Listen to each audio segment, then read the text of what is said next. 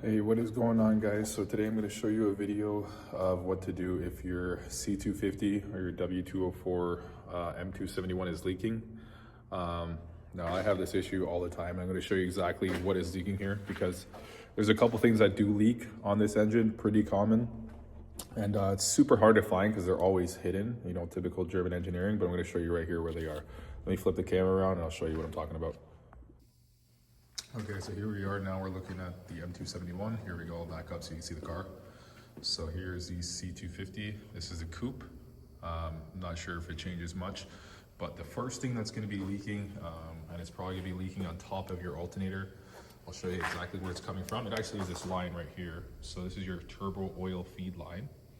And the part that actually starts leaking is this O-ring here on the end.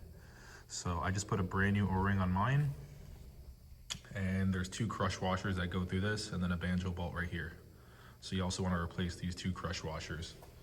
And where that line is right on top of the turbo. So you can see where I took it off, right there up top. And where this line goes in, I'll try to show you. It's hard to see, but let me see if I could. So right there, that little opening, it's hard to see down there. That's where the side with the O-ring goes in, and then the side with the crush washer and the banjo bolt goes right on top. So that's going to be one source of your leak, and it's not going to be typically the banjo bolt side that's leaking. It's going to be the O-ring side, just because this thing goes through so many heat cycles. I already replaced it, so you can't really see it now, but they get super hard and brittle, and they just end up breaking, and that's where your oil leak is.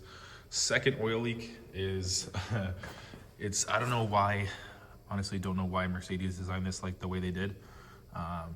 But let me lift the car up and I'll show you exactly where the second leak is going to be. It's super annoying, super easy to fix. It's just a little difficult to get the washer, just because the dealership doesn't always have it, but I have the part number, so you can go to the dealership or you can try to find a replacement.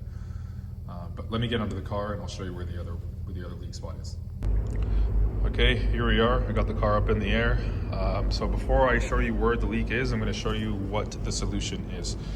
Now, so what it looks like, there's a plug on the side of the crankcase right beside the alternator. If you want to know where exactly, I'm going to show you in a second, but just looking at the front of the motor or front of the engine, it's right here, and it's on the left side of the block. So on the hot side, right beside the turbo, right in front of it, right on the inside of where the alternator is. So I have to remove the alternator, not necessarily remove it completely, took the bolts out, let it drop and let it hang. And then it's good, you could access that spot. So the part that leaks is this little copper washer right here.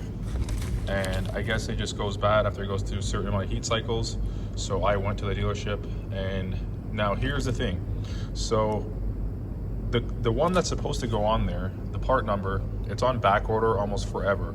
So what I did is I went to the dealer, I took the actual plug out with the old copper washer, and I went to the dealership and they actually part matched a newer part that actually is you could actually get it, since the other one not even available in Germany. So here's a part number for that seal. So if you're having this problem and you are trying to, and it's, like I said, it's very cheap, so it's only $2.60, and that is the part number. So it's literally just a seal, and that's the alternative copper washer. So I've watched a lot of these videos and I've been chasing this leak for a long time. It's super annoying. So like I said, I'll make it very easy. You just need a new copper washer. Like I said, that's the second leak. I'm going to show you exactly where it's coming from. And the other leak, like I showed you guys before, is the turbo feed line and the O-ring, which it's leaking from. So now I'm going to go into the car and I'll show you exactly where it's leaking from. Okay, so I tried going underneath. It's a little bit difficult to show, so I'm going to show you through here. I'll show you right beside, where exactly it's coming from. I already took the plug out, keep that in mind. So I'm going to have an empty hole there, but this is just showing you so you can locate where the leak is coming from. So once you remove your alternator, I'm just going to go to the front here. Now it's right beside your tensioner hole. So as you can see, my tensioner hole, I'm pulling that out because I'm replacing that cap too. But right to the left of your tensioner hole, see those threads? That's where that plug comes from. And that's where you're going to be having a major oil leak from. Like I said, it kind of backs out on its own, and that just sprays oil everywhere, and you could see that everything around it is soaked.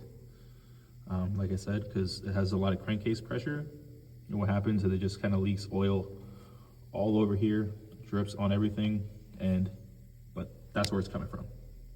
So, like I said, your solution, remove this plug from that exact spot. My apologies for the flashing. Move this plug for the exact same spot, replace your copper washer, and pop it back in. And when you make sure, when you put it back in, my suggestion is you tighten it down. I would say hand tight. Tap the back of it with a hammer. It's pretty simple, or something pretty solid. Like for example, let's say this is the bolt sticking out. Hit the back like this, give it another quarter turn, hit the back a few more times, and then give it another quarter turn. Now you don't want to crank it, you're breaking it, but you just want to make sure you're actually seating the copper seal in there so you don't get another leak. So like I said, I'm gonna do it, we're gonna start it up, and we're gonna go from there, and hopefully that's our solution. So let's see. All right, so as I showed before where those leaks were, one thing I forgot to include is where this exhaust tray is coming from. Now I'm pretty sure as soon as you look at your engine, you can figure it out. So it's sitting right above the turbo. You have two exhaust shields, one attached at the bottom on a swivel. You could pretty much just take this bolt out, that's also connected to this hole right here on the top of the heat shield. This one you could just let swing to the side. You could also pull it this way and bend it if you need a little bit more room. Just try not to flex it back and forth too many times, or obviously you're gonna weaken the metal and snap it. But yeah, so like I said, first one is right there. Let me turn the flash on and I'll get that right back to you. Okay, so there we go. Now I can show you a better location of where the first leak is going to be happening. So as you can see, the turbo inlet line right there, all the way in the back right there. So that's your line. That's typically where you find your first leak. And as you can see right under it, there's a pool of oil because it just drips down the block. And if you get a smell in your engine bay, typically what happens, splashes, runs along here, drips on the back of your exhaust. Now, don't look at this. This is just brake cleaner. But drips over here, splashes on your exhaust, and you get a fuel smell that isn't always gonna be your high pressure fuel pump back here. So a lot of the time, you're gonna smell fuel, or you're gonna smell burning oil, which smells just like fuel, and it's gonna be steaming or smoking coming from the burning oil, hitting your exhaust and evaporating, pulling it right through your vents, blowing it into the cabin. So just double check that if you're getting a fuel smell. And like I said, I showed you guys the other one before. Alternator's back on now, so I can't show you that. To get to that one, you just have to remove the serpentine belt. Takes this setup right here. That is a T60. Sorry you can't read it, but it's a T60. You put that on the serpentine belt tensioner, and you kind of pull it down, and you slide the belt right off. It's pretty straightforward. I'm not going to get into that. But now I'm just gonna go back to reassembling it, and we're gonna check for leaks once again. So if you guys do like the video, just make sure you guys leave a comment, hit the like button. And if you have any problems or any issues with your W204, let me know. I'll try to go over all the issues I find. This one is my daily driver, gives me issues all the time. I've fixed a lot of problems on this thing. So yeah, I'll continue this video in a second. I just want to go over how the heat shield went on there. So I'm gonna put this all back together and then we'll come back to it. All right guys, so we are back. The engine is back together. As you can see, the car is running. Let's do a quick walk around.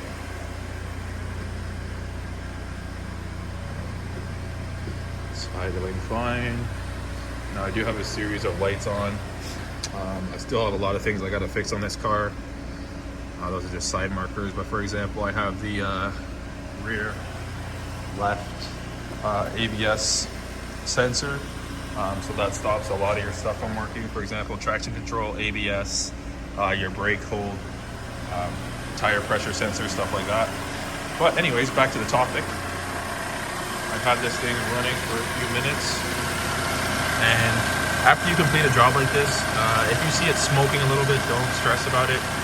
Just remember, a lot of stuff just dripped on the exhaust. So I can smell a lot of shit right now. It smells a little funky. That's completely normal. Like I said, it's burning off all the stuff that just leaked on it. So if you do a cleaner job than me, you won't have that issue, but I'm just working with what I got here. So let's take a look underneath. And let's see what we're working with. So far everything's looking dry. Sorry to flip it around. But I've been monitoring under here. I'm just looking at the bottom of the alternator.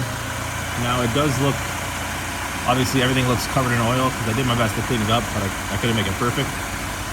But right now it seems to be perfect. We're having no leaks right now from the front of the block at all. So under here is dry. The floor obviously is wet, but yeah, we're gonna take it for a drive and then come back.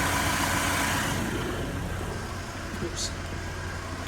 Sorry about that, I had to hop up on the bottom of the car. So we're gonna take this for a little bit of a drive, put it under boost, see if we can, get it back up to standards here, and we're gonna come back and report if it's leaking. So like I said, that replacement part, make sure you guys do check on that. The old part number is pretty much useless. Let me step away from the engine. But here it is, it's working. Let's go take it for a drive and come back, and we're gonna see how it's doing after a little drive. Hopefully that leak stays away, but you never know with these cars. We'll do our best. Let's find out. How's it going, guys? So now it's about a week later, or maybe a couple weeks later from the last time I was working on my C250, the car right here in the video. I ended up fixing the leaks. Actually, I ended up fixing the major leak that I had here that I was focused on the last time. The only thing I have left to fix, because it didn't actually hold up, which is the oil filter housing. So I replaced the gasket. That didn't hold up. I'm still getting some leaks from there. Now it's not terrible. It's not as bad as the plug at the front of the engine, but it's still something that has to be dealt with. So I have that coming on the way. I ordered a whole new housing with the gasket. Didn't order it through Mercedes, even though I did work at the dealership. I'll explain why. The price at the dealership is around $600 Canadian. Once again, this car is 14 years old now. I'm not looking to spend $600 Canadian on an oil filter housing. I understand that it's a component that you do want to function, so you want to make sure you do get a quality one. So I spent around $170 on a replacement part with a reputable brand. But like I said, you don't have to go out there and spend $600 on an OEM replacement oil filter housing for a car that might end up having another issue down the road. So just keep that in mind. But anyways, the leak is sorted out. I'm gonna have a video coming up on how to change the filter housing. There's a lot of videos on it, but I'm gonna show it my way because I try to make it a little bit easier tearing these cars apart, just because it's so annoying. But if you guys did like the video, thank you. I'm just gonna say hit the like button and subscribe, and I'll see you in the next video. Have a good one.